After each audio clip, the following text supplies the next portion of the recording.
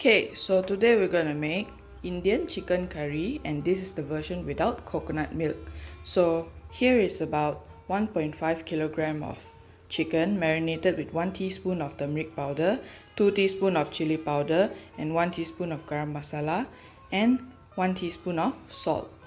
And here we have 5 large potatoes chopped into bite-sized chunks, and here we have 2 large onions finely chopped, 2 tablespoons of tamarind extract mixed with 4 tablespoons of water, and here we have 6 tablespoons of curry powder mixed with 10 tablespoons of water. Stir them and mix them well until they are creamy like this. And here is about 2 tablespoons of ginger garlic paste, and here we have 2 sprigs of curry leaves, 3 star anise, 4 cardamom pods, and 8 cloves. And here we have 1 teaspoon of turmeric powder, 2 teaspoons of cinnamon powder, and 2 teaspoons of garam masala. Okay, so first of all we need to heat up 2 tablespoons of oil, and we can insert this curry leaves and dry spice. So once they splatter like that, you can insert your chopped onions. Give them a good stir. So this you will need to let it stir fry for about 2 to 5 minutes until the onions are softened and slightly brown. Alright, so while waiting for our onions to brown, we can first fry the chicken pieces. So here are about 2 cups of oil to heat up, and you can insert your chicken.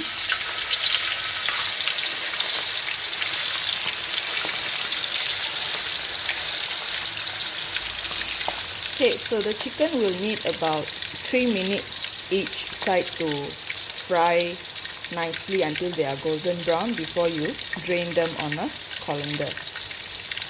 Right, so while the chicken is frying, our onion has already slightly browned, and now the next step is to add in your ginger garlic paste. So this ginger garlic paste will need to be stir fried for about 2 minutes until the raw smell is gone. So you just have to keep stirring and scrape the bottom of the pot so that none of the onions or the ginger garlic paste are stuck to it. Right, so once the ginger garlic smell is fragrant already and no longer raw smelling, now you can insert your cinnamon powder, garam masala, and turmeric powder. So just give them a good stir. So now you can insert your mixed curry paste. So just give it a good stir and stir fry this on low heat for about 2 minutes before you pour in some amount of water to let it simmer. Okay, so now once the curry paste has been stir fried for about 2 minutes, now we can insert a bowl of water, which is equivalent to 500 milliliters of water, to let it simmer. Now before we put the lid on to let it simmer for about 15 to 20 minutes, we have to put in some salt. So here's about 2 teaspoons of salt. Stir them well. Put the lid on and let it simmer for 15 to 20 minutes. Okay, so 15 minutes has passed, and now we have to check our gravy. So it seems to be boiling. So the next step is to insert our cut potatoes. So once we insert our cut potatoes, we have to add in another half a bowl of water, which is about 250 milliliters of water,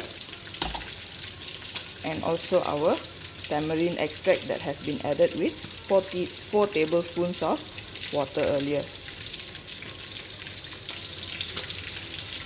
Okay, so again, we just have to close the lid and keep them simmering for about 20 to 30 minutes until the potatoes are softened.